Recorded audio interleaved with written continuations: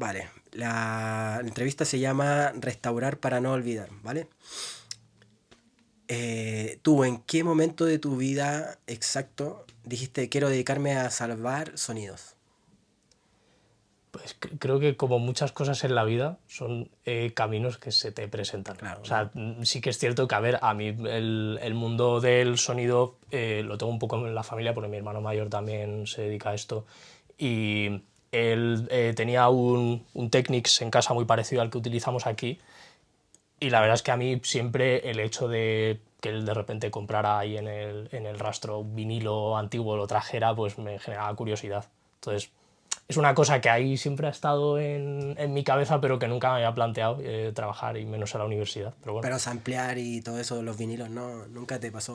No, no, la Ya. verdad es que también depende de un poco el gusto musical que tenga cada uno, pero sí que es cierto que yo por mi parte, que sobre todo a nivel musical me dedicaba más al rock. El tema del sampleo no es algo que se lleve mucho en el género, Ya. pero bueno. ¿Cómo influye tu formación musical en tu forma de restaurar? ¿Eso determina cómo restauras? Sobre todo, a ver, yo creo que cualquiera con conocimientos de sonido puede hacerlo, pero cuando tú tienes conocimientos sobre el material sobre el que estás trabajando, no sé, me voy Sí. a levantar un momento, salgo de Adelante, por plano, favor. voy a sacar discos que, claro, hemos estado trabajando con ellos. Mira, por ejemplo, este es un vinilo recopilatorio de obras de Falla, ahí se ve que se vea en cámara.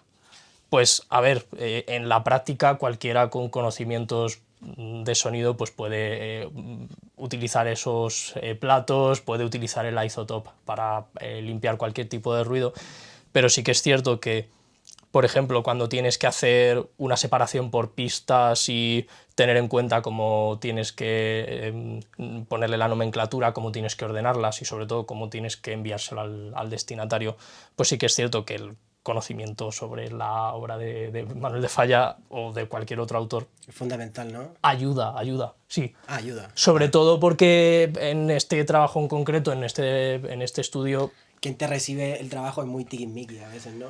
no tanto tiquismiquis, o sea, hay buen clima de trabajo, pero claro, son investigadores de Serios. musicología, entonces creo que prima mucho el que, más por encima de la formación de técnico, el que tengas una formación musicológica, sí. ¿Qué emoción te produce escuchar por primera vez una grabación que nadie ha oído en décadas, por ejemplo? O en años. ¿Te genera alguna emoción? Es extraño, o sea, también es cierto que hay grabaciones, en este caso con las que estoy trabajando yo no tanto, porque hay muchas que son obras que son Vox Populi, por así Ya. decirlo. Entonces, quizá esa versión en concreto, quizá alguna pieza que rescatamos de la fonoteca de la universidad, pues sí, son piezas que llevan ahí metidas en un almacén cogiendo polvo durante muchísimas décadas y el hecho de cogerlo, limpiar con cuidado el disco, ponerlo, es una sensación curiosa, sí. Como que estuviera registrando las cosas de tus antepasados, ¿no? Así como... o escuchar gente que ya está muerta, fallecida, ¿no? Claro, sí, sí, ahí voy a estar sacando discos. Mira, por ejemplo, tenemos aquí un disco distribuido a través de Regal, de la discográfica Regal, y Que es de acá tenemos, española, ¿no? claro, y tenemos aquí, por ejemplo, una rondalla aragonesa, tenemos un fragmento de la zarzuela de la Revoltosa, y claro, escuchas una voz a través, también además la tocó la Orquesta Sinfónica de Madrid en aquellos tiempos, creo que esta es de principios de los años 30, y claro, escuchas el recitado de ese hombre con ese acento madrileño cañí que se llama aquí, que es muy marcado y que estaba bastante en desuso, ya no hay gente que tenga ese acento tan particular que se tenía antes, décadas atrás, y sí que es cierto que, a ver, pues son aspectos que a poco que te fijas en ellos les sacas parte emocional. Es como que estás por un momento metiéndote ahí en un escenario pues muy diferente al que tenemos ahora. ¿Qué crees Pero tú, qué música crees tú que es importante recopilar hoy más que nunca? La zarzuela está más viva que nunca, porque de hecho la zarzuela hace poco ya que es patrimonio inmaterial por la UNESCO, se ha hecho mucho trabajo para reivindicarlo, pero hay muchos, sobre todo vertientes culturales, musicales, a nivel rural, a nivel más regional, que sí que es cierto que se pierde, no tanto solo porque no se distribuya y porque no se le dé visibilidad, sino porque los propios participantes de esa comunidad están dejando de existir, ¿no? no solo de existir, sino que no le están pasando ese legado musical a sus descendientes. Entonces, es triste ver cómo hay muchas prácticas, no solo musicales, sino artesanales de cualquier tipo, que se pierden con el tiempo. Y hombre, sí que es cierto que la labor musicológica, la labor de las grabaciones, puede ayudar a que, bueno, como lo que pasa ahora con los restos de ADN de animales extintos, que se puedan volver a rescatar de alguna forma, devolverlos a la vida. Entonces, bueno, yo creo que la grabación y la recuperación de estos materiales es importante, por eso también. Poner en clave actual materiales antiguos también ayuda a revivirlos, de alguna manera, porque sí que es cierto que una tradición del siglo XIX o incluso anterior, traerla íntegramente igual a una sociedad que ha cambiado Totalmente muchísimo, diferente, es ¿no? totalmente diferente, pues obviamente es difícil. Hay que ir Es difícil. adaptándola Hay que adaptarla, hay que hacer simbiosis con claro. la música que hay ahora, pero sí, es muy posible. Y este tipo de géneros musicales ayuda mucho a ello. Filosofía de la restauración. ¿Dónde tú trazas la línea entre mejorar el sonido y falsear el original? Aquí tenemos una regla, y es que el material de partida es lo que prima y, a ver, nosotros utilizamos softwares para restaurar ese material sonoro, porque muchas veces nos vienen... Este en concreto venía bastante deteriorado el sonido. También hay que tener en cuenta que las agujas que se utilizaban en ese entonces La más rudimentaria, ¿no? eran más rudimentarias y deterioraban mucho más el soporte físico. Entonces, ya por el simple hecho de que los utilizaran, aunque utilizaran bien esos gramófonos, cuando tú lo reproduces aquí, está muy deteriorado. Entonces, el objetivo es retirar todo ese ruido lo máximo posible, pero manteniendo las características de partida de la fuente sonora. Es decir, vamos a remasterizar la pieza de La Revoltosa que sale aquí en este disco. Pues no. Vamos a hacer una ecualización para maquillar alguna cosa y que se escuche mejor en soportes actuales. A priori no es lo interesante. Al menos no en este estudio. En este estudio, sobre todo, lo importante es la investigación. Entonces, nos interesa que el material esté limpio y a partes iguales lo menos trastocado posible. Vale, como si hubieran tenido la tecnología de hoy en aquel entonces, ¿no? Más bien como si este disco estuviera recién sacado de la fábrica y lo pusiéramos Perfecto. ahora aquí. Ya lo entiendo. Entonces se escuchara pues tal y nuevo. como nuevo, sí. ¿Restaurar es preservar la historia o es reinterpretarla? Desde mi punto de vista, a ver, yo diría que tiene más parte de mantener esa historia viva y de, sobre todo, potenciar el hecho de que esa historia se mantenga y que podamos acceder a ella de forma más sencilla. Ahora con las digitalizaciones, pues las posibilidades son infinitas. Que podamos subir todo... Estas cajas de aquí, por ejemplo, son de la fonoteca de la facultad. Llevan 1000 años ahí metidos y nadie hacía uso de ellos. Pues ahora no solo tenemos esos discos catalogados y con una etiqueta en el catálogo de la facultad, sino que con las digitalizaciones podemos insertar ese archivo de audio para que los alumnos, si necesitan esa fuente, se metan, la rebusquen. Entonces, de alguna manera, estás facilitando que esa historia no se pierda y sea más accesible. ¿Es muy difícil acceder a esa información o cualquier ciudadano? Este catálogo en concreto es de uso y Es de disfrute pago. de los alumnos. Solo exclusivo para alumnos. Claro, alumnos, personal docente, personal investigador de la universidad, pero sí, no sé hasta qué punto una persona fuera de la comunidad de la Complutense puede acceder. ahí la verdad es que me pillas, pero sí, en principio es para personal investigador. Por temas de derecho, ¿no? Sí, por tema de que, claro, el patrimonio de la biblioteca es perteneciente a la universidad. Claro. A la universidad le interesa que sobre todo el acceso esté restringido a su comunidad. Sí. Ya.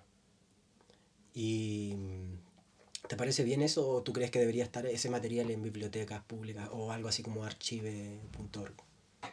A ver, eh, O cómo te gustaría que fuese así para que la gente pudiera, ¿sabes cómo? yo creo que el acceso físico a esos materiales, sobre todo materiales que ya muchos ni siquiera tienen derechos de autor por el tiempo que ha pasado, pues sí que deberían de ser de uso público. Sobre todo el formato digital. Sí que es cierto que acceder a un disco de gramófono como este, o como otros tantos, o un libro antiguo, y que ese acceso pueda estar abierto a cualquier persona, pues plantea problemas, como que la persona haga un uso indebido del mismo, lo pueda deteriorar más. Entonces, entiendo que el acceso físico tiene que estar restringido a un personal especializado como poco. Luego ya el uso digital, pues hombre, yo creo que lo mejor sería que se uso... Incentivar que se escuche, ¿no? Sí. Ustedes aquí cuentan además con discos de vinilos, con discos de cera. Digitalizar no digitalizamos eso. Ahora mismo trabajamos con, bueno, VHS es pocos, los pocos que hayan podido venir. Trabajamos con casetes. De hecho, aquí tenemos 4 pletinas. Trabajamos con vinilos, microsurco, con discos de gramófono y todas las variedades que puedan tener. Pero ahora mismo con discos de cera o rollos de pianola o cosas así más Mucho específicas, más antigua, claro. desgraciadamente no tenemos medios. Te podría asegurar que eso sobre todo se digitaliza más y se tienen más fondos de ello en la Biblioteca Nacional, por ejemplo. Cultura sonora y memoria. ¿Qué sonido analógico crees que representa mejor una época determinada? Pues por poner un ejemplo más histórico, podríamos hablar del barroco a través del clave, podríamos hablar de, si nos vamos mucho tiempo más allá, principios de los años 20 con esas innovaciones tecnológicas, con la introducción del theremin, de las ondas Martenot, de otros instrumentos así, como los principios de los sintetizadores, los 70 con el Hammond. Sí, creo que serían unos ejemplos muy paradigmáticos desde mi punto de vista. Fomento de la práctica. ¿Qué le diría a alguien que encuentra una caja con cintas, discos viejos y no sabe qué hacer con ellos? Como un consejo para la gente que va a ver esta entrevista y sabe que en el desván tiene una caja ahí con... Pues barriendo para casa, que lo traiga para acá. Sí, desde luego. Aquí lo vamos a tratar con sumo cuidado y vamos a hacer un buen uso de ello con las digitalizaciones. De hecho, nosotros hacemos trabajo para el Departamento de Musicología y su grupo de investigadores también para el ICMU, el Instituto de Ciencias de la Música de la Universidad Complutense, pero también hay archivos privados que contratan los servicios del estudio. Ahora tenemos previsto, por protección de datos no digo nombre ni nada, pero hay una familia de un compositor que falleció recientemente y tiene todo un fondo de material musical y está en vías que nos envíen ese material para digitalizarlo. Entonces sí, cualquier particular que tenga material de ese estilo que lo traiga para acá. ¿Tiene costo esto? Sí, tiene un costo. Ahora mismo concretamente no te podría decir, habría que bucear en los... Pero para que se preparen de que no es gratis este servicio, ¿no? No, por supuesto, claro. Y no tanto por el trabajo humano, que también, que hay mucho detrás, sino también por los equipos que se están utilizando para desarrollarlo, porque se van desgastando. Los previos RM que tenemos aquí, los Technic, el propio el monitoreo, el ordenador. Bueno, restaurar el formato físico es complicado. O sea, de hecho, estos discos... ¿Qué es lo más complicado de restaurar formato físico? Por ejemplo, de esos discos. Un disco de gramófono te viene roto y es un desastre. Pegarlo, ¿no? Claro, es un desastre pegarlo porque, primero, estos discos son como porcelana. Se te cae a esta altura y se te puede partir, se te puede quebrar. Luego pegarlos es muy fácil deteriorar los surcos, no va a quedar igual, de hecho es muy difícil también que quede completamente plano para luego reproducirlo como es debido. Que no salte la aguja, ¿no? Claro, que no salte la aguja, que no genere ahí... Bueno, el ruido constante se puede retirar luego con el software, pero es algo complejo. ¿Cuáles son los primeros errores que debería evitar alguien que quiera comenzar a restaurar audio? El primero es que el ruido es necesario. El exceso de ruido no, pero hay un ruido inherente a estas grabaciones y a estos soportes que no puedes evitar. Y no hay que paranoiarse con esa sensación de que no, yo tengo aquí un zumbido que no consigo quitar, estoy metiendo el iZotope y ya... Claro, hay un punto en el que como sobreuses estos software, por muy buenos que sean, estás retirando parte de las frecuencias de los instrumentos, de los intérpretes, que son mucho más valiosas que tener una pista limpia. Entonces, lo primordial es, ¿tiene que haber ruido? En la medida de lo posible, no. Pero, ¿tenemos que eliminarlo todo? No. También hay veces que incluso es interesante tener ese pequeño zumbido porque es característico de los sistemas de grabación de antaño. Te habla de cómo fue grabado, te habla qué de se usó, qué micro... Claro, te habla de cómo grababan esos equipos. Entonces, en parte, desecharlo todo no es lo deseable. Entonces, creo que ese es el error más común, creo, que me ha pasado a mí recientemente cuando he empezado a trabajar aquí. Así que eso. ¿Tienes alguna rutina para reproducir algún formato antiguo? Previa a reproducir un formato antiguo. ¿Rutina de trabajo? Sí, o no sé, primero tomo el vinilo, lo limpio con alcohol, no sí, sé. te explico. A ver, tengo que levantarme, voy a coger cosas, Sí. pero sí, voy a traer todas estas cosas. Bueno, lo primero de todo, paños de microfibra. Microfibra, ¿no? Sí. Para deteriorar lo menos posible. Y aquí tenemos dos soluciones muy diferentes, cada una para un soporte determinado. Los discos de pizarra, por ejemplo, los discos de gramófono, los limpiamos con agua destilada.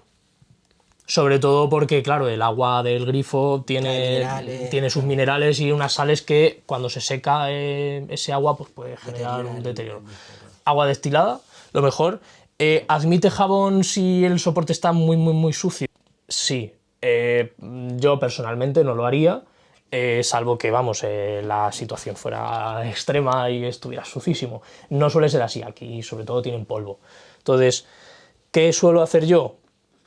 A nivel particular, luego esto, pues habrá gente que tenga sus métodos, cada maestrillo tiene su librillo, pero tenemos nuestro cepillo, ¿no? cepillito que sirve para retirar la electricidad estática que se genera también con la limpieza y tal, la propia electricidad estática que tiene el disco, pero a la vez a mí me sirve para, poniéndolo a funcionar, a girar, le hago una primera pasada y le retiro todo el polvo, porque si tú le echas el agua encima del polvo se va a pelmazar más, va a ser más difícil luego retirarlo. Entonces le hago una primera pasada, le quito ese polvo y luego ya le doy con el agua destilada o, en el caso de los vinilos, con agua con alcohol de 96 grados a una disolución de 3:1.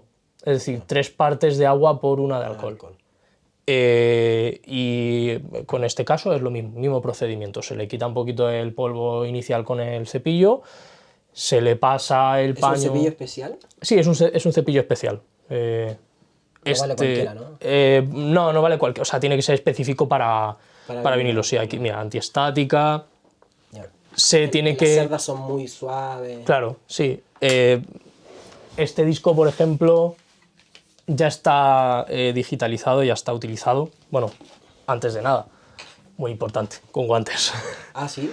Sí, la grasa va quedando, ¿no? No, claro, y por evitar llenar de huellas el material.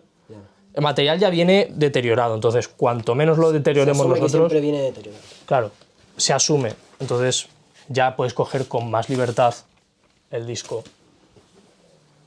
Coges, en este caso, el agua destilada, lo pasas por aquí, previo a haber pasado el cepillo siempre con una cierta inclinación para que no haya tanto rozamiento, no sea tan abrasivo el cepillo con el surco. y poco más. Bueno, importantísimo que esté lo más seco posible para la reproducción. ¿Lo puedes secar con aire frío? Eh, Porque caliente me imagino lo deteriora, ¿no? Eso sobre todo ¿Con es con el surcos? vinilo. Los discos de microsurco, los vinilos, sí que suelen venir a lo mejor un poco combados por la humedad. Y hay hornos especiales donde metes los discos, que tienen como el aspecto de un lavavajillas o algo así, donde metes Como los autoclaves, discos, ¿no? sí, y les aplican un calor suficiente para que puedas aplanarlos. Eso aquí no lo tenemos. En nuestro caso, como eso no lo tenemos, y a mí me daría especial miedo hacer una cosa así, tenemos este cacharrito, este estabilizador. Es un peso, mira, puedes cogerlo, pesa bastante. Y claro, la idea es... Ah, y se pone sobre el... Claro, tú pones el Sobre el disco, disco, lo metes aquí, Ah, mira. se pone, sobre todo con los vinilos, ya te digo, los de pizarra no suelen venir combados, tiene que haber muchísima humedad para ello.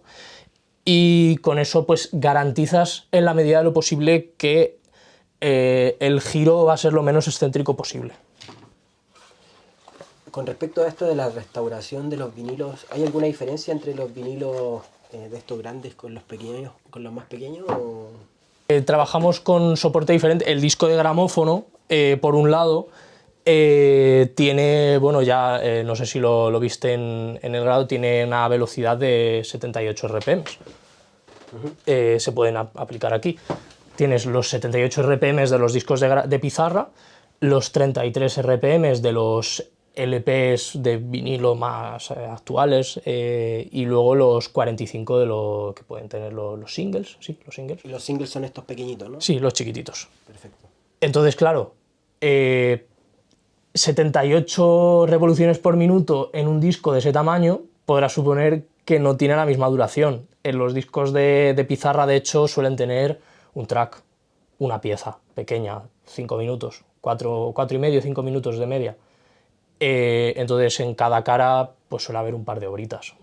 Pero el tratamiento básicamente es el mismo, ¿no? Tal y como te he explicado, sí. O sea, el tratamiento es el mismo. Lo único, el líquido tiene que ser diferente y trabajas, bueno, con una aguja diferente también, que esto se me olvidaba en el proceso y es muy importante. No trabajamos con las mismas agujas para todo tipo de discos. Tenemos aquí... Estas de la marca de Audio-Técnica, claro, aquí tendríamos las agujas de disco de pizarra, disco de gramófono, que tienen este color gris característico para identificarlas. Las verdes son la de microsurco, estereofónicas. Luego tendríamos aquí la joya de la corona de nuestras agujas, porque esta es la más cara. Ahora de repente se me cae, ¿no? Está asegurada. Es la más cara y esta es más específica porque esta es para microsurco, es decir, vinilos monofónicos. Perfecto. Porque sí que hay, con el tránsito del disco de gramófono, que era monofónico en los años 20, el audio estéreo no existía todavía, hubo un tránsito de remasterización o traslado de las obras de disco de gramófono a disco de vinilo y muchas veces se mantuvo ese audio en mono, supongo que por un tema no solo tecnológico, sino también de respetar cómo era la mezcla original, porque luego hubo mezclas de falseado de estéreo donde metían un filtro de frecuencias para el L y otro para el R. Pues eso, tenemos estas agujas, según la situación, pues la utilizas, tienen un peso determinado, las tienes que configurar cada vez que las utilizas. Pero sí, en principio ese sería todo el proceso. ¿Y el contrapeso tú también lo regulas para cada tipo de...? Claro, cada tipo de aguja tiene un contrapeso determinado que vienen marcados por el propio datasheet y las especificaciones de la marca. ¿Te has encontrado alguna vez restaurando sin saber realmente qué era lo que ibas a escuchar? ¿Te dan material sin que sepas lo que es? Constantemente. Ya. Lo dices como con dolor, así como... No, con dolor. No, para mí es interesante. ¿Sí? Cada día es una aventura, llegas aquí y te llegan... Claro, cursos y cosas así. Estoy sacando cada 2 por 3 cosas, parezco como un mago de circo o algo así. A ti te llega esto. para empezar, en alemán. Ya. De una tienda de anticuario alemana que no sabes, tal, pues te viene la dirección del centro y tal, una tarjetita con la información y esto es todo lo que tienes. Perfecto. Tú empiezas a abrir la caja y te encuentras con 3 discos. Algunos de ellos no tienen el envoltorio original, es decir, Vienen con el papel, solo con papel, ¿no? vienen con el propio papel o un plastiquito para envolverlo y Típico que viene mantenerlo. dentro del cartón, ¿no? Claro, y tú solo te fijas en la galleta. Tienes la galleta. La galleta es esta. La galleta es esto, sí, digamos, la etiqueta identificativa de la cara, del material que está ahí grabado. Claro, esto porque está en español. Pero por ahí estuve digitalizando un vinilo japonés Es un que desafío, venía ¿no? sin nada y empiezas a ver eso y ahora porque contamos con la tecnología de yo coger el Google Con la IA y le preguntas a la IA, claro. no, con la propia cámara, poner la cámara encima con el traductor este automático que tiene el Google a través de la cámara y te dice lo que es y dices, vale, es Shostakovich, su sinfonía número 5, tal, es como, vale, ahora ya sé lo que estoy trabajando. Pero muchas veces te viene esto así y, a ver, para ti lo importante es respetar el material lo máximo que puedas, sea lo que sea, tanto si es una obra magna de la historia de la música como si es una grabación sencilla. Porque la importancia no reside en lo que sea para lo que signifique para nosotros, sino en lo que significa para quien lo está investigando. Y muchas veces cuando te vienen obras desconocidas, para mí tiene más valor el hecho de que hay alguien que se ha preocupado por una composición, un investigador, investigadora que se ha preocupado por una composición que lleva ahí grabada 80, 90, 100 años y ahora mismo recién se está empezando a sacar a la luz. ¿Crees que en el futuro restauren la música de hoy? ¿O es más fácil que se vaya a perder? A ver, Por temas porque, lo digo porque los discos duros, los pendrive, los pinchos estos, se deterioran y yo mismo he perdido 4 ordenadores que se me fue toda la música. la era digital plantea, sí, una suerte de globalismo, de acceso a la información fácil que se pierda democratizado, también, ¿no? pero es muy efímero. Es un soporte muy efímero. Habrá que valorarlo. Estas cosas se valoran siempre a posteriori. Conforme avanzan las cosas 2, 3 décadas, empiezas a analizar lo verdaderamente buenas que eran, esos soportes de almacenamiento. Entonces, habrá que ver cómo les trata el tiempo a estos discos duros que tenemos ahora, a los pendrives. Esperemos que bien, porque ya hay muchos artistas que no sacan su música en físico. Claro. Que no tenemos ni un mísero CD ni nada, que lo tenemos todo en Spotify. Si de repente los servidores se van al carajo, ¿qué hacemos? Y que lo compras y luego además nunca, o sea, no es tuyo. Sí, o sea, pagas por él, pero no tú es estás tuyo. pagando, sí, como los videojuegos. suscripción y Los tal. videojuegos también, ahora sacan las consolas y hay versiones de la consola que no tienen el propio formato físico, ya no tienen para poder meter los No los Blu-ray, puedes compartir, los claro. discos. Es todo en la nube, estás pagando por una suscripción acceso. o por un acceso a un elemento virtual. Claro. Mm, No te mola eso, ¿no? hombre, Que a mí por lo menos no. estoy trabajando entre estas cosas, creo que es significativo de que, aunque tiene sus bondades, yo creo que no podemos perder el formato físico, no lo podemos perder. Eres de los videojuegos en formato físico también, ¿no? Sí, sí, y la música con... yo estoy esperando, porque ahora está habiendo un revival del vinilo, yo estoy esperando el revival del Walkman y de los, de los casetes. Estos cassettes de Claro, Wellman sí, sí. eran muy buenos. Yo creo que estoy esperando ese revival porque en algún momento a lo mejor se produce. Yo también espero eso. Sí. ¿Y qué música escuchas? ¿Qué música te gusta más restaurar? ¿Clásica, rock? Aquí sobre todo, claro, en el departamento de musicología trabajamos mucho con, sí, bueno, mal llamado clásica, lo que se llama la música académica, Claro. que puede ser desde grabaciones de obras barrocas, como música de las vanguardias del siglo XX. Orquestas como orquestas, o sea, sí, orquestas, cuartetos, sopranos, lo que sea, sí. No. A mí me gusta mucho, yo es que soy muy dentro de la musicología del siglo XIX, del impresionismo de finales del XIX y tal. Entonces, cuando de repente me viene un Debussy, alguna obrita así, se agradece.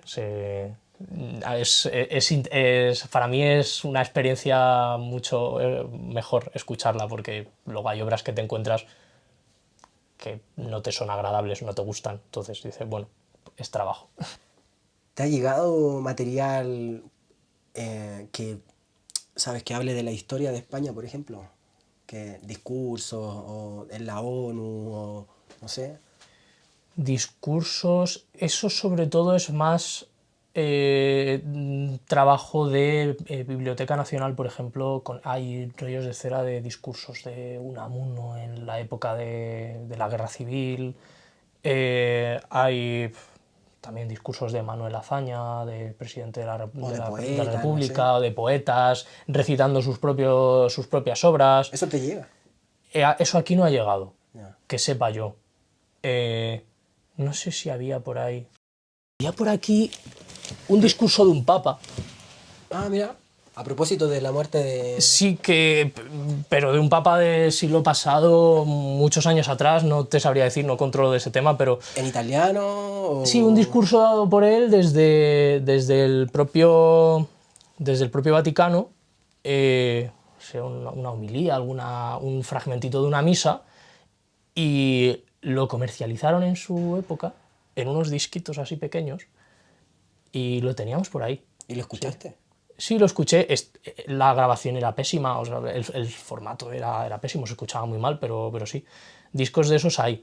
Pero que representen la historia de España, como decías, pues ejemplitos como este, es que te encuentras obras de Zarzuela, aquí había también, pues es una rondalla aragonesa, música popular, regionalista, pues de alguna manera esto dibuja ese paisaje de lo que es la música de nuestro país.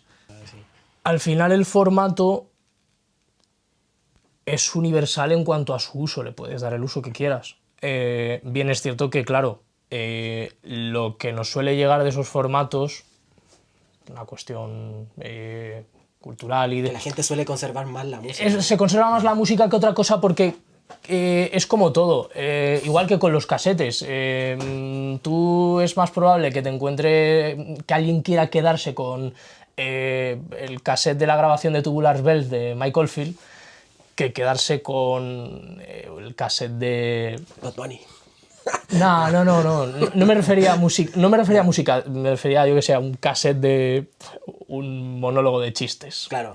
Pues como vale, sí, el cassette de monólogo de chistes te lo has puesto Claro. un par de veces, pero la música sí que... La música envejece bien y de pronto el otro material no, ¿verdad? Sobre todo porque además la música tiene una capacidad de generar recuerdos y de retrotraerte a situaciones determinadas y generar un espacio temporal en tu cabeza que no hacen otras cosas. Tú puedes ver una película, pero cuando tú ves la película es más difícil que te evoque una situación determinada de tu pasado. Pero cuando tú escuchas una canción, si esa canción estaba sonando en un momento intenso o importante para ti, es mucho más fácil que la música te lo evoque. Entonces creo que, poniéndome muy filosófico, muy emocional, que creo que también va de esto la entrevista, Sí, sí. Se conserva más la música por eso. Creo que tenemos una sensación de atesorar más eso y nos representa mucho más que el guardar otro tipo de contenidos. Otro tipo de sonidos, ¿no? Sí, de contenidos. Sí, el cine podría ser el que va a la zaga un poco con la música. Y luego ya pues otras vías de arte, pues, guardas un cuadro, obviamente, o una fotografía. Pero sí, la música ahí está en puesto alto. Y a propósito de cine, ya que lo mencionas, ¿bandas sonoras te llegan en formato antiguo? Aquí no, porque la investigación que se está haciendo aquí, musicológica, hay investigación sobre cine y sobre música y medios audiovisuales, pero no es tan grande, o al menos no nos está llegando la necesidad de digitalizar, porque al final nuestro trabajo aquí va por demanda. Vale. Nos piden... O sea, clientes privados que... No. Hay una investigadora que está haciendo un análisis comparativo de la interpretación de una obra de Fauré, de un compositor. ¿Qué sucede? Que ella está cogiendo un montón de vinilos y de discos de gramófono donde aparece esa obra de Fauré. Lo digitalizamos y luego ella hace un análisis comparativo de todas esas interpretaciones que hayan hecho a lo largo de la historia. Si a mí no me piden coger la banda sonora de película y de película X, No sé, el bueno, el feo y el malo, por ejemplo. Cualquier película histórica, el trompetista en el tejado, que es famoso, por ejemplo, y que es también, música, ¿sabes? sí. Es como una película musical, me refiero. Por ejemplo, si a mí no me llega, a nosotros no nos llega ese material y no nos dicen, oye, necesitamos que digitalicéis esto, no, nosotros no. Además es que como el cine suele estar digitalizado mucho más fácilmente al acceso público, porque las películas antiguas ya hay muchas plataformas legales o más ilegales donde las puedes encontrar, pues es más fácil tenerlo. Estos discos, sin embargo, muchos no están en Spotify, ni en YouTube, ni en SoundCloud, en ningún lado.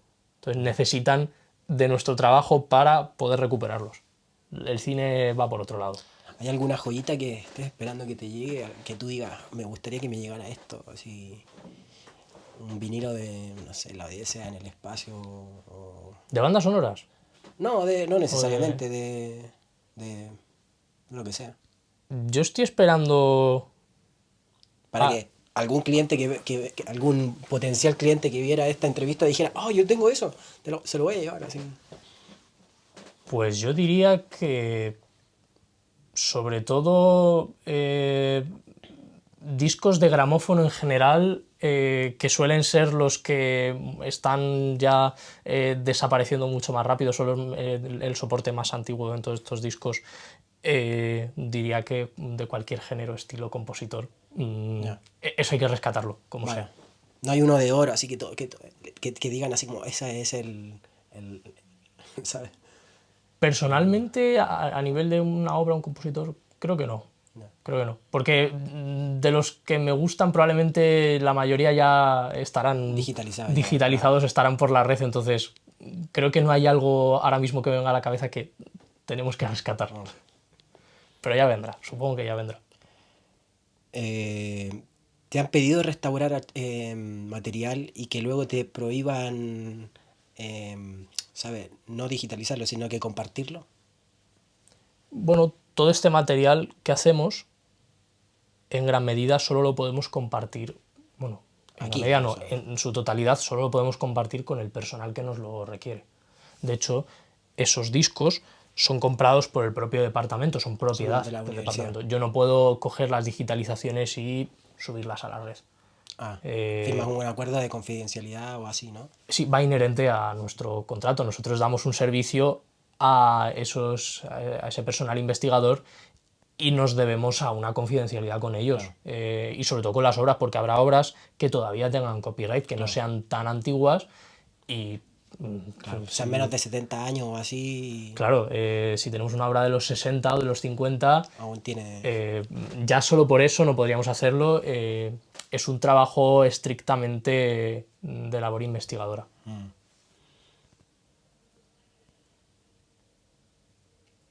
¿Cómo decides qué grabaciones merecen ser restauradas y cuáles no? Por la condición, ¿no? No me compete a mí esa decisión, aunque parezca extraño. O sea, nosotros estamos aquí en el estudio, pero nos llega todo el material y lo tenemos que digitalizar todo. Si hay algo que se rompe en el camino, pues hombre, se intenta rescatar. Si no hay manera de rescatarlo, pues no se puede. Yo creo que el límite sería ese. Si el propio soporte físico no te permite ser digitalizado, no lo digitalizas, pero no hay un criterio para decir esto sí, esto no. Nos dicen, tienes estos 5 discos, tienes que hacerlos, o este grupo de casetes, o tienes que ripear estos CDs, se hace todo. A propósito de este tema que es delicado, el de compartir, ¿hay un mercado negro en este mundo? Sí. Pues creo que esto... Marco, que es una persona mucho más erudita en este campo, yo creo que resérvate esa pregunta también para él, porque seguro que tiene alguna respuesta interesante. Yo, que soy más un neófito con esto, no lo sé. Creo que Como en todo, ¿no? Como los libros. todo campo del saber, disciplina artística, lo que sea, tiene su parte oscura, tiene ahí su otra cara, su callejón, donde se hacen actividades delictivas. Pues supongo que los discos de gramófono tendrán sus, ¿cómo decirlo? Sus subastas ilegales. Cosas Sí, así. ¿no? Supongo. Esto estoy ya teorizando, hablando sin saber. Hoy se puede, a partir de un disco vinilo, hacer un máster. Un disco de estos de... Como de platino que eran, ¿no? Así como... De los que eran como... De las bases que... Porque para hacer un disco de estos se usa uno que es como de metal, ¿no? Claro, tienen ¿Se puede hacer el su... proceso al inverso, no? Tercera pregunta que te reservas para Marco, Ya. para cuando nos llame, pero sí, yo creo que tú puedes sacar la matriz. Esto funciona Sí, con matrices. Yo creo que se podría de alguna manera intentar reconstruir esa matriz. Como... Pero yo creo que el proceso inverso, y esto otra vez hablando sin saber, no sería el mismo y no creo que pudieras... Porque claro, tú estarías generando una matriz en base a cómo está esa Claro. forma de onda Claro. Sí. plasmada, que puede tener defectos de fabricación, claro. que puede tener deterioro. Lo suyo sería restaurarlo, digitalizarlo y después volver a hacer una matriz nueva lo mejor posible. En el caso de que se cumpliera tu sueño de que todo el Supongo, mundo vuelve a escuchar claro, vinilo, ¿no? supongo que sí. Y se vuelve a comercializar. Supongo que habría que el proceso de digitalizar y luego volver a crear una matriz me parece lógico, sobre todo habiendo quitado previa edición y tal las imperfecciones que pudiera tener el formato de partida. Eso sí se cumple eso de en el futuro quizá la gente compre más vinilo. Bueno, ¿cuál sería tu grabación soñada? Ya lo pregunté. ¿Qué sonido presente crees que debería ser cuidadosamente conservado para el futuro? Sí está.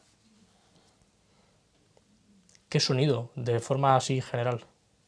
Sí, quizás como que no debería estar solo en digital. Esta pieza no debería estar solo en digital. Debería quizás llevarse porque también el disco de CD, estos discos también se deterioran, ¿no? Todo se deteriora, Claro. en general. En mayor o menor ¿Cuál es para medida. ti el mejor formato, el que menos se deteriora con el tiempo? Los CDs, ¿no? Los CDs se deterioran poco. Sí, sí que es cierto que... Ay, estos son mensajes. Está habiendo interferencias en el altavoz. A ver. No me ha dicho nada Marco. Esperaré ahora para llamarle de todas maneras, que ya nos queda poco.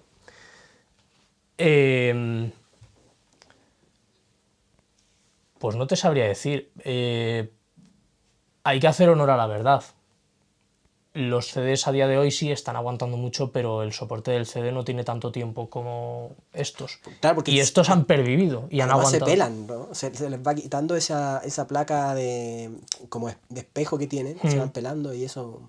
Sí, a ver, yo no pondría la mano en el fuego por los CDs.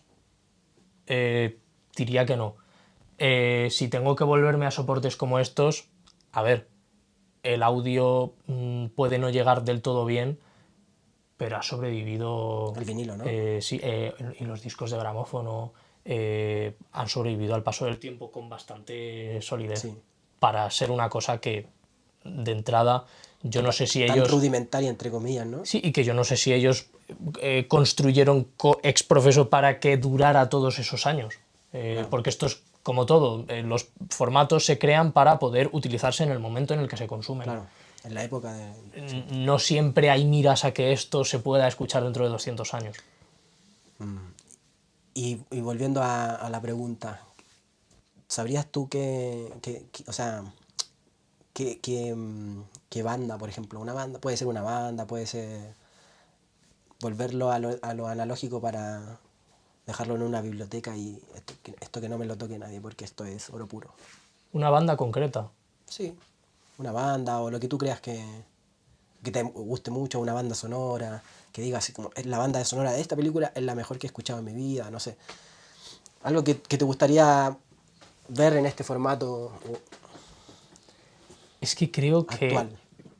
Creo que de band... Mira, me voy a mojar. Es que ¿quieres que yo me moje la entrevista? Lo voy a hacer, que creo que hasta este momento he sido muy neutral.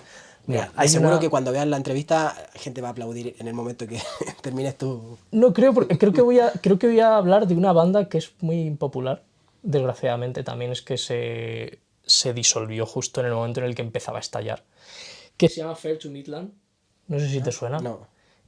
Fue una banda estadounidense que empezó a grabar sus primeros y últimos CDs de estudio ya más profesionales, se grabaron en la productora... Ya esto con multipistas ya, ¿no? Sí, no, estamos hablando de década del...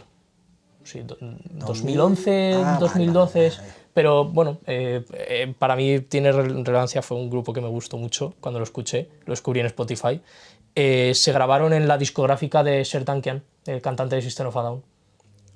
Y fue un grupo que, tal como surgió, empezó a ser telonero de System of a Down en un par de festivales, tocó en algún par de festivales y tuvo cierta presencia en Estados Unidos y desapareció. Ya.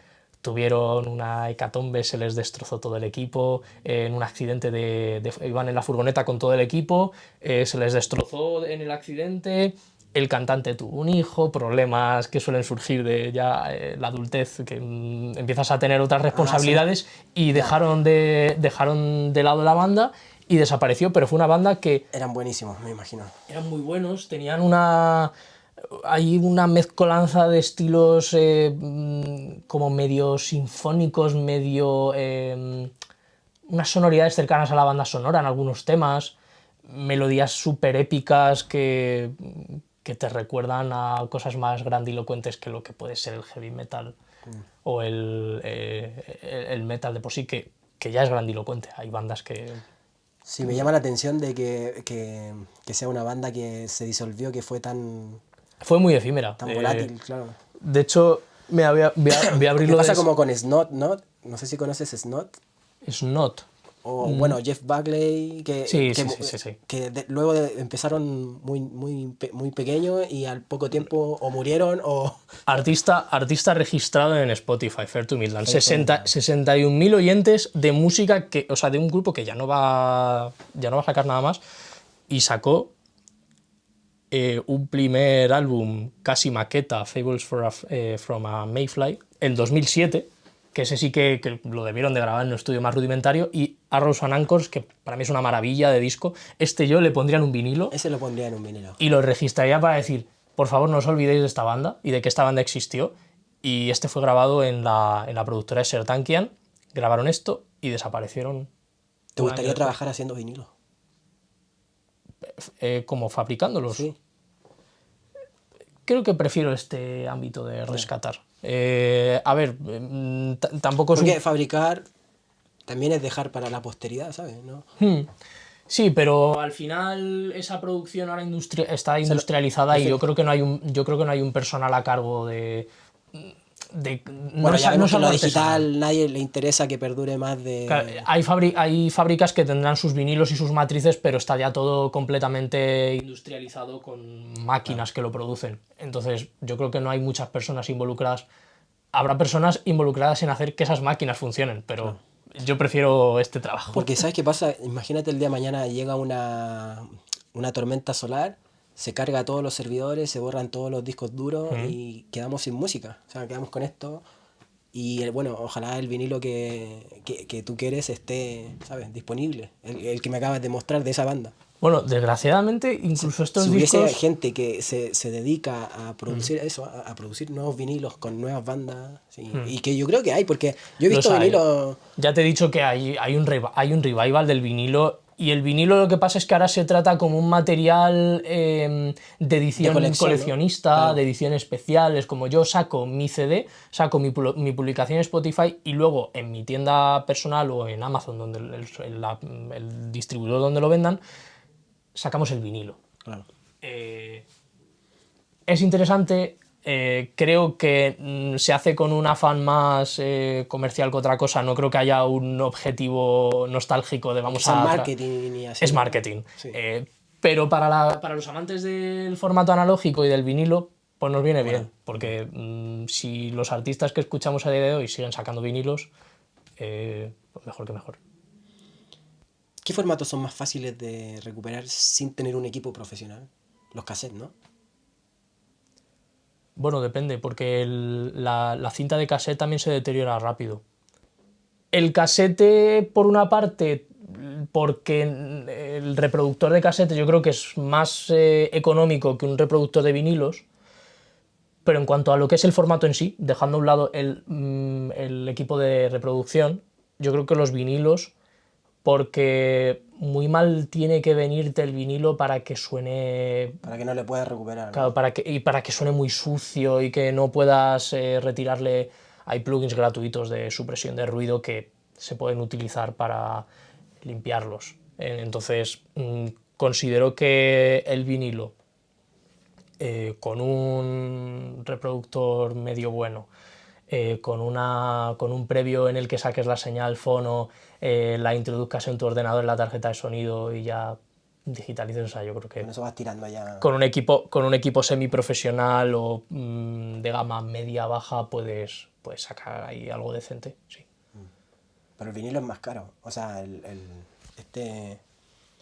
El tocadiscos sí, Sí, hombre, el Technics obviamente sí. El sí, Technics estamos hablando de 400 claro. euros aproximadamente. Pero con un reproductor de 70 Vale, vale. podrías sacar algo. Ya puedes digitalizar ya. Podrías en tu casa dedicarte a trastear y a meterte, a introducirte en este mundo, sí. Me imagino que este mundo de la restauración, monetariamente hablando, económicamente, no es muy bien retribuido, ¿no? Es difícil Es encontrar que, clientes, me imagino, es muy difícil, ¿no? es que el mundo de la restauración, hasta donde yo sé, no creo que sea algo en lo que una persona como freelance que en su casa pueda realizar, sino que la labor de la restauración Es más eh, bien por em, amor al arte, ¿no? no, que es una labor más institucional, No. que viene de o grandes corporaciones que tienen un grupo de restauración, probablemente haya discográficas que tendrán su equipo de digitalización para poder hacer remasters de álbumes de hace muchos años, pero también, pues eso, instituciones académicas como la universidad, instituciones a nivel nacional como la Biblioteca Nacional, que pues, son grupos que lo que tratan es de recuperar todo ese patrimonio del que disponen. Pero una persona que se dedique de forma privada a hacer esto, pues no sé Yo he visto si... un estudio por ahí que le solicité una entrevista, pero no sé si me vayan a contestar. No sé hasta qué punto tendrán un flujo de clientes suficiente. O sea, se dedicarán a otras cosas aparte de la digitalización. Pero que hagan íntegramente digitalización, no lo sé. Ahí me pillas. Mira, esta pregunta no te la había hecho. ¿Cómo imaginas tú una fonoteca universal accesible a todos los públicos? Que es como también el aire, lo que busco también transmitir en esta entrevista, que de pronto se pierde el acceso fácil para la gente. Uy, mira, aquí tenemos a Marco Antonio. A ver. Hola Marco, ¿qué tal? Hola Raúl, ¿qué tal? Perdona que llevo un día fatal. Sí, no te preocupes. Te he puesto en altavoz que estoy aquí con Christopher haciendo la entrevista. Estábamos ultimando unos detalles. Ya me imaginaba que se iba a alargar la cosa. Sí. Vale, está en altavoz, me dices, ¿no? Sí. Vale, perfecto. Bueno, hola Christopher. Hola Marco, ¿qué tal? ¿Cómo va tu día? Encantado de saludarte. Que en primer lugar pedirte disculpas porque hoy, bueno, tenía como varias tutorías y algunas reuniones de algún proyecto y demás y no me podía pasar. Por eso, pero vamos, que estás en buenísimas manos Sí, ya lo con veo. Raúl y él te puede, de hecho lo está haciendo, claro, por supuesto, te puede explicar perfectamente la finalidad de lo que hacemos en el laboratorio y en los proyectos que tenemos. Simplemente lo que quería hacer era saludarte y bueno, si tienes alguna duda puntual, por supuesto estoy a tu disposición. Te quería preguntar, o sea, es tu trabajo final Sí, estás del haciendo grado. el módulo superior, ¿no? Sí, Vale, en CES. Y sí. es el trabajo final que tienes que hacer. Y es sobre digitalización del patrimonio sonoro. Claro, sobre restauración y preservación del patrimonio sonoro. Vale, yo no sé sé si te han comentado, porque en CES se hicieron otros trabajos previos. ¿Ya? No sé si tu tutor o tu tutora te habló de ello, pero nosotros hemos tenido en el laboratorio, que bueno, luego se le terminó el contrato y estuvo trabajando en los últimos años en la Biblioteca Nacional, en el archivo sonoro de la Biblioteca Nacional, un chico que se llama Enrique Izquierdo, que hizo el trabajo final sobre, también yo creo que sobre preservación o sobre digitalización de formatos, yo creo que de cinta magnetofónica o algo de esto. No te suena nada, ¿no? No te comentaron nada de esto. No me lo ha comentado. No sé si te has hecho la pregunta de si ha habido otros trabajos previos que, un poco para hacer el estado de la cuestión, quiero decir, ¿no? Sí, De bueno, otros puede ser trabajos como una previos. recapitulación de lo que... Eso es. No. Lo que pasa es que el enfoque que le quiero dar más a mi grado es como cuál es el deber que tenemos nosotros como técnicos de sonido, ¿sabes? Como tratar de hacer perdurar la música para las futuras generaciones y cuál es la emoción que va detrás de todo esto. ¿Qué es lo que nos Claro. motiva? ¿Sabes? Claro. Es como más por el lado emocional, más que por la técnica específica de cómo llevar cómo digitalizar tal cinta magnetofónica. No, me interesa más el ámbito emocional que hay detrás, ¿sabes? Ya, no tanto de procedimientos, sino de la inquietud, digamos, Claro. que nos mueve a hacer este tipo de cosas, ¿no? Sí, justo. Pero ¿lo quieres conectar un poco con la idea de la nostalgia, por ejemplo? Sí, claro. Eso es fundamental, la nostalgia para poder hacer todo este trabajo tan artesanal y tan cuidadoso, ¿no? Claro, es que hay un concepto que manejamos en musicología que te puede interesar también si tienes que hacer un marco teórico, que se llama la tecnostalgia, ¿no? Que une un poco ese sentimiento nostálgico que, bueno, se analiza es un poco una palabra un poco poliédrica en este sentido, se analiza desde una perspectiva pues sociológica, psicológica, filosófica incluso, y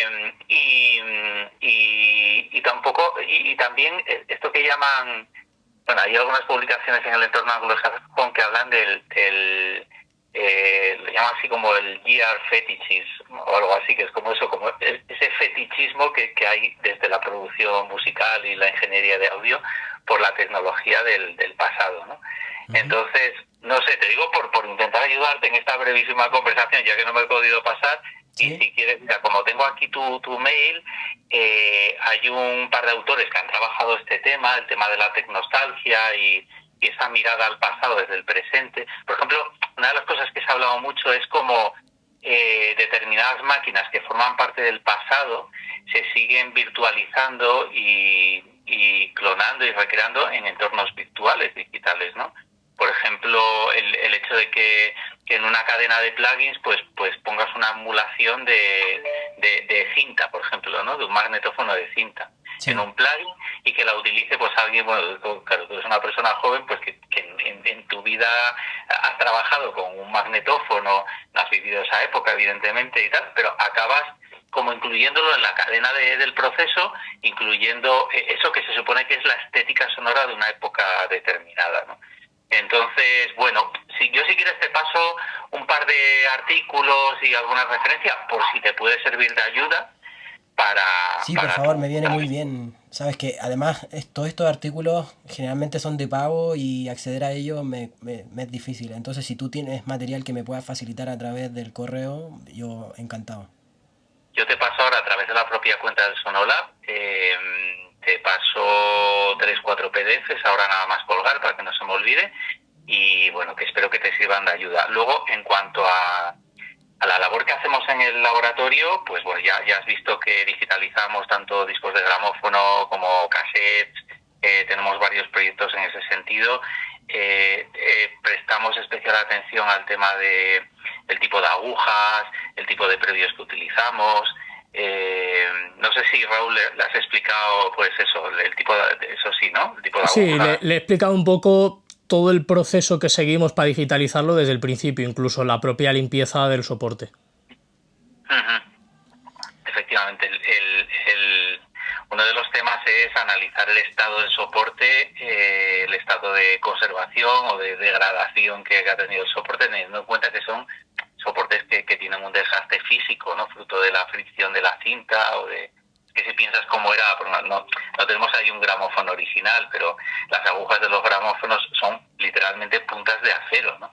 Que cada paso por el surco de un disco pues conlleva un desgaste importante. Entonces, en cuanto se escuchaba, de hecho hay por ahí algún artículo que habla de, no me acuerdo ahora, pero que a la 10ª escucha o algo así, fíjate, poner 10 veces el disco, imagínate lo que es ahora, sería, vamos, no tiene nada que ver con la situación actual, pues que el disco empieza a sonar peor y se empieza a degradar. O sea que tenía un desgaste casi inmediato, ¿no? Y entonces, bueno, lo primero es analizar el estado, también hay veces que han estado pues mal almacenados, conservados, se ensucian, hay que limpiarlos, este tipo de cosas. Y luego toda la cadena de digitalización hasta la limpieza final con software para quitar determinadas problemáticas, que eso te lo habrá enseñado Raúl. Bueno, no quiero volver a contarte lo que ya te ha dicho Raúl, o lo que te puede explicar él ahí presencialmente mejor que yo. Simplemente decirte que en la página web, que me imagino que habrás estado con ella y habrás visto cosas y demás, sí. Ahí tienes varias noticias, artículos. Por ejemplo, hay algún artículo sobre cómo se limpia un disco de vinilo, de gramófono, de disco de gramófono, cuando hay que limpiar con jabón, cuando hay que limpiar con una disolución de agua destilada y alcohol. Bueno, hay cosas que creo que pueden ser interesantes y te pueden servir. Y luego en el repositorio de la UCM tenemos unas guías que se empezaron a hacer, vamos a sacar la número 3 ahora, y Raúl hará dentro de unas semanas, vamos a empezar con ello, la guía número 4, sobre cuestiones que tienen que ver con archivos sonoros, restauración y demás. También, más allá de tu trabajo, por si te interesa y te interesa consultarlas, yo te voy a pasar el enlace al repositorio y es el mismo, se irá ahí actualizando, ¿vale? No hace falta, Marco, no hace falta loguearse con correo de la Complutense para acceder ahí, ¿no? El acceso a Docta es abierto. Vale. Esa era una de las preguntas que le hacía a Raúl. ¿Qué tan fácil es para las personas de calle acceder a este material que está digitalizado? Depende un poco del tipo de proyecto. A ver, la finalidad última de todas las cosas que digitalizamos, Christopher, es que sean en abierto. De hecho, vamos a decir que la filosofía de los grupos de investigación en una universidad es lo que nosotros llamamos la transferencia de la investigación. Está muy bien investigar, está muy bien tener un presupuesto para tener equipos de trabajo y tal, pero si luego eso no tiene una transferencia al mundo profesional o a la sociedad en general, pues qué sentido tiene hacerlo, ¿no? Si se queda en un archivo dentro de la universidad. Claro, el problema es el coste de todo eso, porque claro, hacen falta servidores, pues cada vez más grandes, nosotros vamos alimentando discos duros que se nos van ya llenando. Y bueno, actualmente tenemos un proyecto que se llama Patrimonio Digital Complutense, en el que el objetivo es que haya un archivo sonoro a disposición pública. Luego también está la parte de los derechos, que las grabaciones que tienen más de 75, 80 años, no hay problema, pero por ejemplo si digitalizas, no sé, te voy a decir, un disco de los años 80, del siglo pasado, tiene todavía derechos fonográficos, de propiedad intelectual y demás, y no se pueden poner en una web, claro. Esa es la cuestión. Pero bueno, ahora mismo, mira, una cosa que puedes hacer, te lo voy a pasar yo ahora en el mail también, ¿vale? Nosotros tenemos un buscador de la biblioteca de la UCM que se llama Cisne, y esto sí que ya lo hemos conseguido, que discos de grabaciones históricas de hace, que tienen 100 años ya, incluso de grabaciones en la era mecánica de la grabación, que se han digitalizado, la ficha catalográfica está en el repositorio de la UCM de la biblioteca. Es decir, tú puedes buscar y te aparece que en la universidad tienen ese disco que es de 1933. Entonces, ¿qué pasa? Que tú no puedes ir y sacar un disco de gramófono, que es una pieza histórica, y sacarla en préstamo, porque son discos muy delicados, porque si se cae en el suelo directamente parte, pasa este tipo de cosas. Pero sí que vas a poder solicitar una copia digitalizada, que es una de las cosas que estamos haciendo nosotros. Es decir, solicitar el archivo de audio y enviártelo. Entonces yo te voy a pasar el link al repositorio, y si de repente encuentras un disco que dices, joder, me encantaría escuchar esta grabación, o cómo se llama el disco original y demás, nos la podrías pedir y nosotros te la podríamos enviar. Pero bueno, va poco a poco, porque una estructura online que permita tener todo ese repositorio, poder escucharse una web, descargarse y demás, tiene una parte que es el presupuesto para montarlo, y luego la parte de los derechos, que hay que gestionarla también. Pero bueno, iremos poco a poco, y el objetivo es que todo esté público. Ese es el objetivo. ¿Vale? Y personas como nosotros, los técnicos, y que a veces nos creemos un poco productores, andamos buscando sonidos que no tengan derechos de autor para revivirlo y un poco producir música. ¿Qué mensaje tú le das a mis compañeros técnicos de sonido que van a ver este material y que quizás no saben o no les interesa, o quizás pudieran investigar más y adquirir esta responsabilidad de la que hablas de transmitir este legado? Hombre, a ver, si estás pensando, Christopher, en la reutilización de grabaciones para técnicas como el sampling o cualquier otro tipo de técnica que incluya eso. Pienso en todo lo que pueda revivir el pasado, ya sea, sabes, como para escucharlo o para reciclar. Y no solo para eso, para productores, sino que también nosotros como técnicos, me imagino, yo por lo menos me gustaría, sabes, como dejar una huella y restaurar audio y, sabes, para las futuras generaciones. Material que es importante, que creo que se tiene que transmitir. Claro, a ver, hay muchas cosas importantes, Christopher. Una de ellas es que efectivamente yo creo que transmitir a las nuevas generaciones el legado del pasado es un aspecto fundamental. Luego una carencia que veo a veces en los técnicos de sonido es precisamente no tener una visión clara de lo que ha sido la evolución de la grabación, de las técnicas de la grabación, pero desde muchas perspectivas, ¿sabes? Teniendo en cuenta que, bueno, que, no sé, antes había una serie de limitaciones. Por ejemplo, los discos de gramófono que nosotros digitalizamos, algunos tienen un rango frecuencial muy pequeño. O sea, que a lo mejor son grabaciones que no te bajan de 300 hercios en graves y que no superan los 4000 hercios en agudos.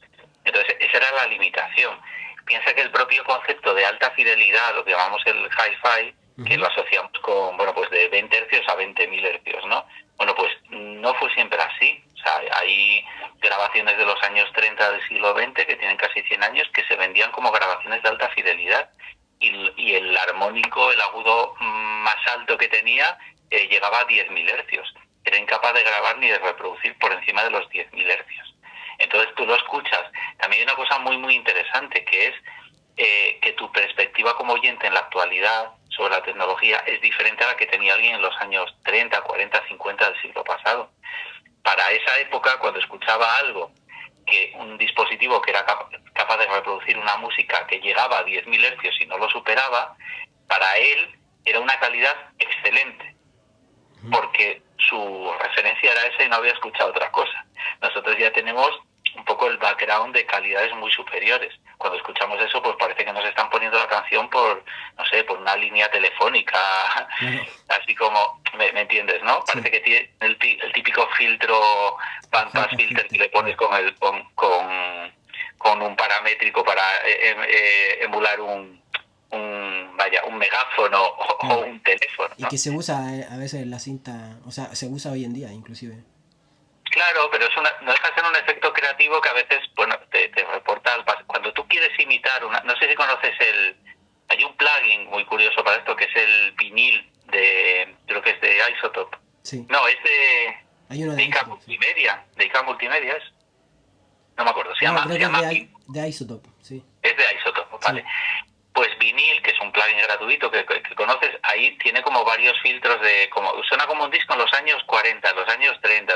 Y claro, cuanto más antiguo lo pones, menos información frecuencial tiene. Lo que hace es meterte un filtro y te quita agudos, te quita graves, te mete un poquito de distorsión, hay remanentes, ciertos artefactos sonoros y tal propios de la reproducción mecánica, pero al final, sin haber tenido a lo mejor nunca ni siquiera un tocadiscos ni un gramófono, está en nuestra memoria el hecho de que ese sonido nos lleva a un pasado determinado, ¿no? Entonces es curioso cómo ahí también juega la psicología en todo eso. A ver, te digo que yo creo, bueno, contestando a tu pregunta y os dejo ahí que sigáis, yo creo que los ingenieros deberían conocer la evolución de la tecnología en ese sentido, en el sentido de analizar la tecnología del pasado, pero también como, sorprendentemente, muchas de las técnicas que se utilizan en la actualidad, tú habrás estudiado técnicas microfónicas estéreo, pues la técnica Blumlein, ¿acá has estudiado eso? Sí, claro. O la técnica ORTF, o la técnica MS, o ese tipo de técnicas microfónicas estéreo. Bueno, pues cuando hablamos de la técnica Blumlein, que son los dos figuras de 8 enfrentados y tal, Alan Blumlein era un ingeniero de MI Recording Studios, que eran los estudios Abbey Road en Londres, que en los años 30 empezó a experimentar con técnicas microfónicas estéreo, en la década de los 30 del siglo XX. O sea, hace 90 años. Entonces, y son técnicas que se siguen utilizando vigentes, claro. Entonces, saber de dónde venimos, o la ORTF, que es la de la radiotelevisión francesa, que es una técnica de los años 50, que se utilizaba para grabar orquestas sinfónicas. O el Decatri, el árbol Deca famoso, también es de los años 50.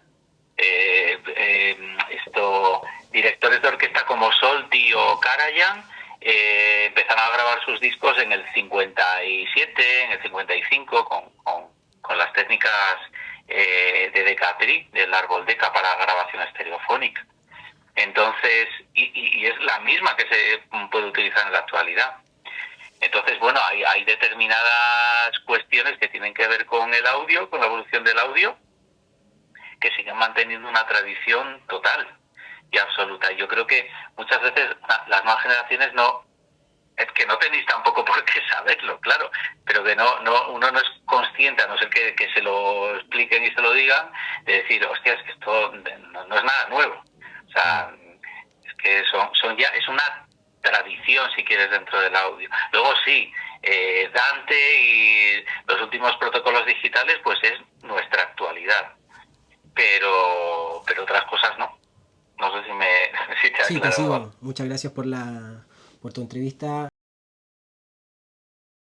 Acerca de Synology, y es un soporte físico, pero que luego tiene su servidor en la nube. Tenemos un servidor dedicado donde vamos subiendo todo esto, generamos links de descarga que luego los investigadores para los que tenemos el encargo lo descargan y ya está. Todo lo que ves por aquí, bueno, eso ya son reproductores varios.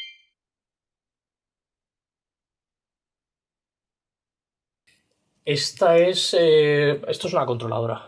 Pero como aquí hacemos de todo, porque aparte de digitalizaciones también hemos hecho grabaciones, se ha recogido la obra de una pianista española del siglo XIX que no se conocía prácticamente, pero que era una persona muy famosa en su tiempo, entonces se está recuperando y se está poniendo en valor su obra. Pues se hizo una grabación de sus piezas grabadas en un piano. Bien, imagínate, se hace una conferencia sobre música barroca. Pues claro, a veces se interpreta esa música de la que se está hablando, pues nosotros la sonorizamos, la grabamos, etc. Pues mira, hago ese primer repasito con el cepillo, siempre así, inclinadas las cerdas, lo mueves un poquito.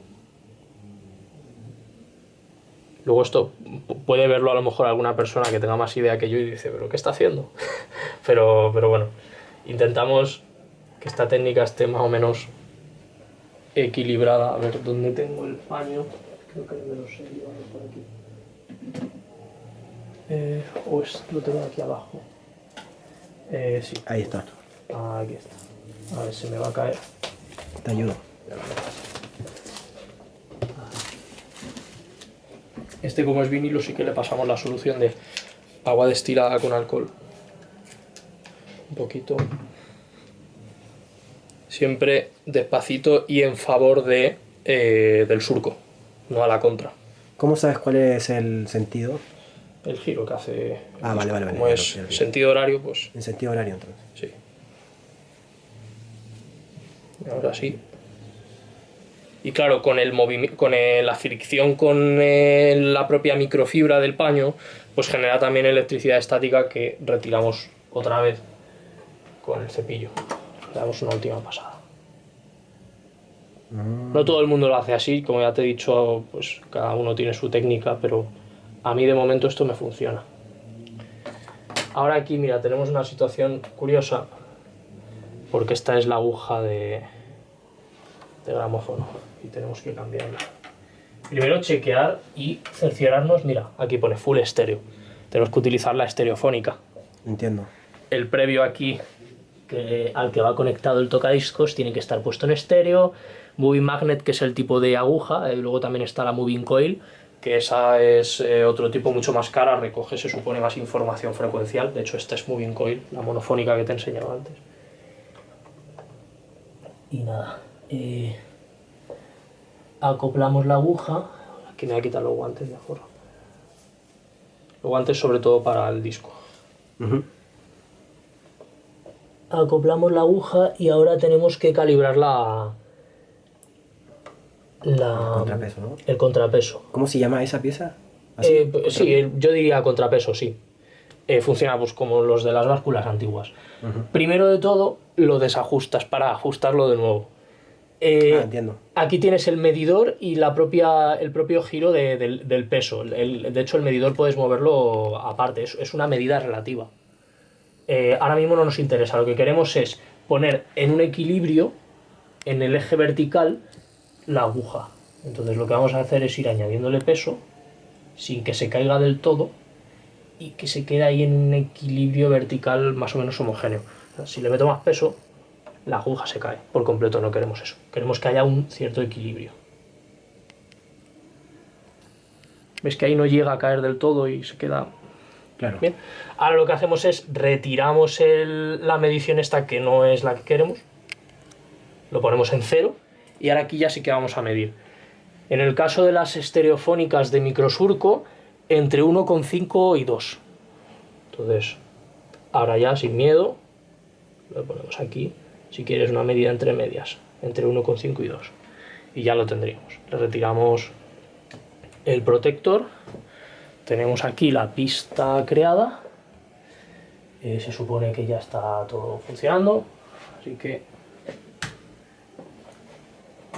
lo ponemos aquí. También hay que cerciorarse de que esté en 33 RPM, porque a veces está en 33 y un tercio o medidas extrañas de la propia compañía, de la distribuidora o la discográfica.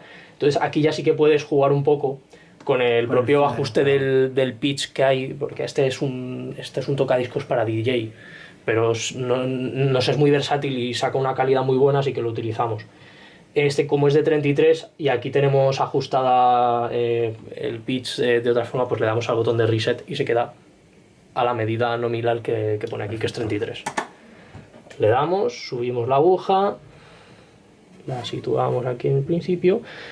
Antes de nada, que no te lo había dicho antes, pero lo estamos viendo ahora, este líquido de aquí que ayuda a limpiar las impurezas, la suciedad que pueda haber en el disco y que se acumula en la aguja. Así que esto lo limpiamos previamente. Luego el audio pasa por acá, ¿no?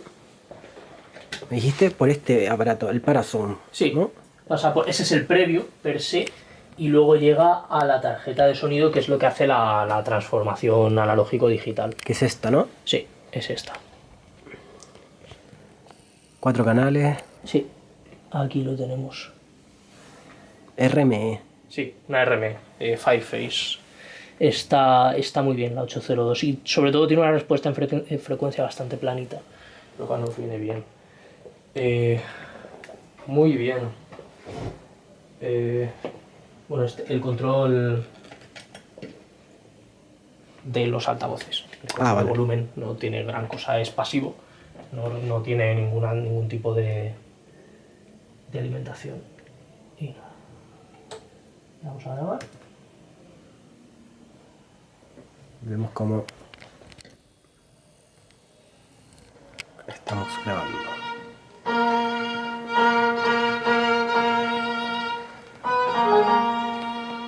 Nosotros, para no pillarnos los dedos, hacemos la digitalización entre unos menos 30 y menos 12 dB. Para tener un cierto margen, luego en el rango dinámico hay puntos en los que la grabación puede llegar hasta casi valor de 0 dB, pero para evitar que haya saturaciones y que haya ningún tipo de problema de ese estilo, lo dejamos eso, entre menos 30 y menos 12. Y dicho esto, aquí por ejemplo, ves que nos viene la señal, bueno, la forma de onda nos viene muy bajito. Nos vamos aquí al software de la RME, claro, no tenemos ningún tipo de ganancia aplicada. Porque estuve digitalizando un disco que venía con una mezcla muy alta.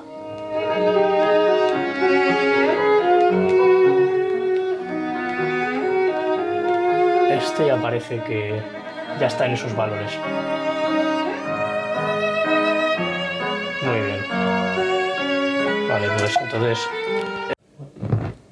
¿Ves que se había acumulado un poquito de polvo? Ahora esto lo retira, esto es una solución especial. Otra cosa muy importante... Y ahora importante... si le vuelve a poner ya no suena suena con menos ruido, ¿no? Te evita, o sea, normalmente lo limpiamos por cada cara. Termina una cara, damos la vuelta, limpiamos y otra. Porque siempre, claro, nosotros limpiamos, pero el propio microsurco acumula polvo que no podemos quitar. Y lo suyo, por ejemplo, como esto igual, a ver cómo lo digo, ¿no sería mejor, por ejemplo, escucharlo para que la misma aguja vaya quitando el polvo y luego digitalizarlo? Sería ideal, pero claro, eso en un disco de pizarra lo puedes hacer porque solo son 5 minutos. Claro, pero aquí que son media hora pierdes mucho tiempo de trabajo en un material que luego no vas a usar. Claro. Entonces, aquí lo que hacemos hacemos una pequeña comprobación de volúmenes. Lo vamos pasando a algunos segmentos del disco para buscar si hay algún punto que tenga muchos dBs. Aquí, por ejemplo, son piezas bastante tranquilas.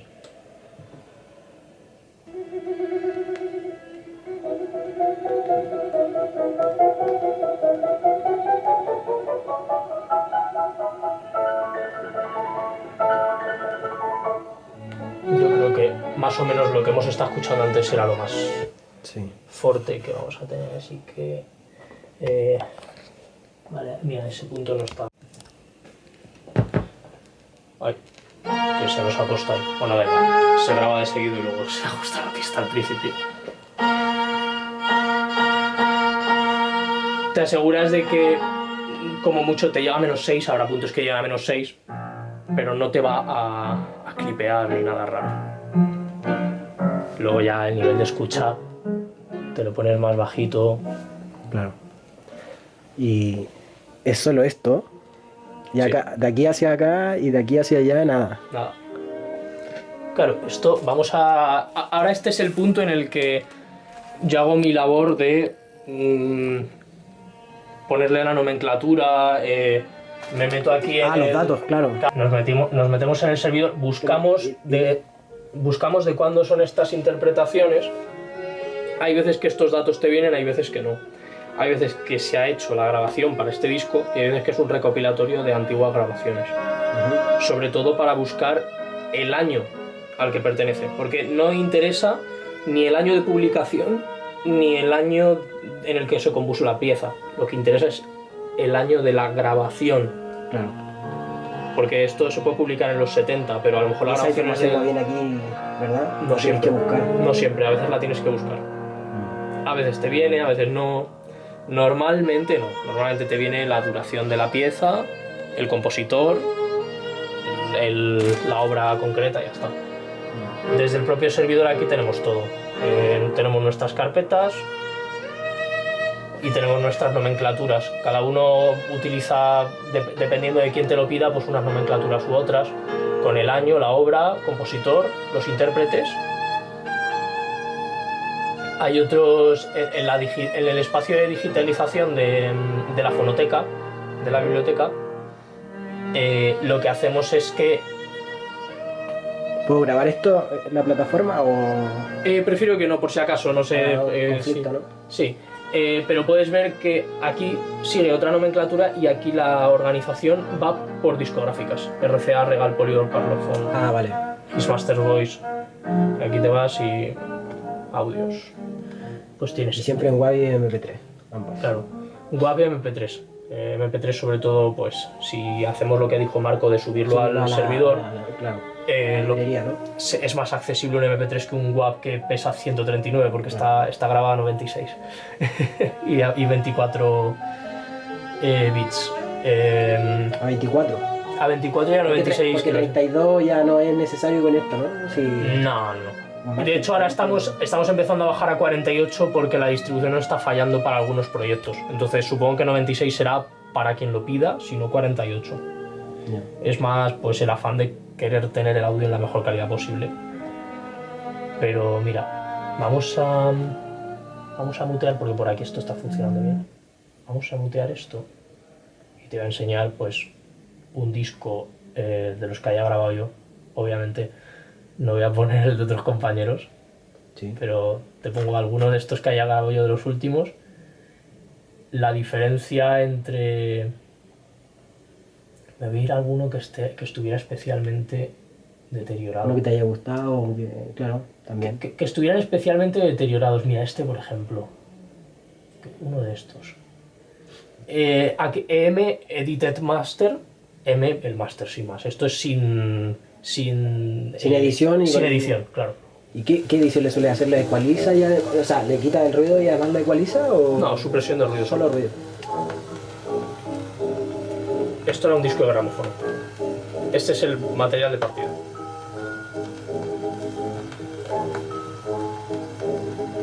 Una vez hecho todo el proceso, te sale algo así.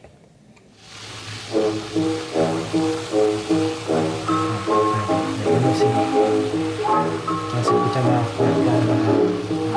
Claro, pero lo importante es el ruido sigue, sí, no puedes evitar un mínimo de ruido, pero quitas todos los clipeos que hace la aguja, distorsiones. Igual en este no se aprecia tanto porque, claro, en las piezas que tienen un rango dinámico muy bajo, el ruido es más difícil de quitar porque está más presente. En obras donde la música está a un nivel muy alto, se nota más. A ver si en este se nota más. Es que te viene La lluvia. Sí.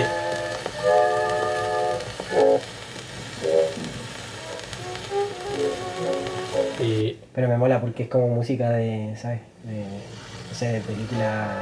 Y ahora te vas Yo crecí viendo el Pato Donald, viendo todo estos dibujos animados. Me imagino tú igual. Sí. Y venían todos con esta música así como que paseaban, ¿sabes? Este estilo. Así que... Los hay que... Luego por aquí.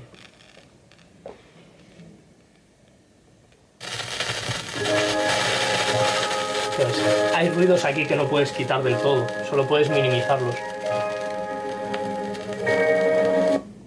Y te quedas con algo así. Ese ruido es imposible de quitar. Tienes que quedarte con el pelo. Mira, Oye, pero... aquí desaparece. Claro. Este sí que se ha podido ajustar mejor.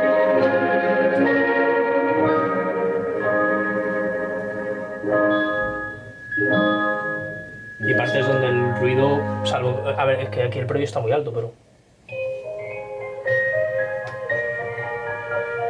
El segundo 25, pues segundo 25 de aquí. Ya. Incluso está distorsionado, la distorsión también la quitamos un poco. Pues sí, un poco... Este es el trabajo aquí. Los vinilos son más agradecidos porque el material de partida es este.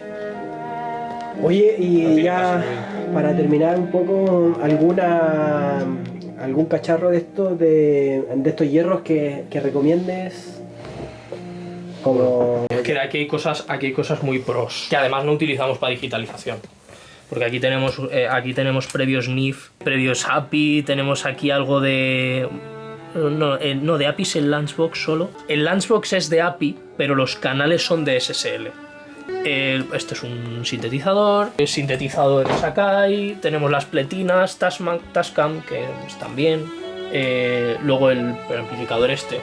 El preamplificador está muy bien y saca un sonido muy bueno. Antes estábamos, justo cuando llegué yo, utilizando una Focusrite para la conversión como tarjeta de sonido. Y claro, teníamos la RME metida en un flight case. Le dije yo a Marco, vamos a ponerla en el rack. Porque tiene... Pero la RME la estaban utilizando en ese momento para grabaciones, que también es lógico, quieres grabar a la máxima calidad.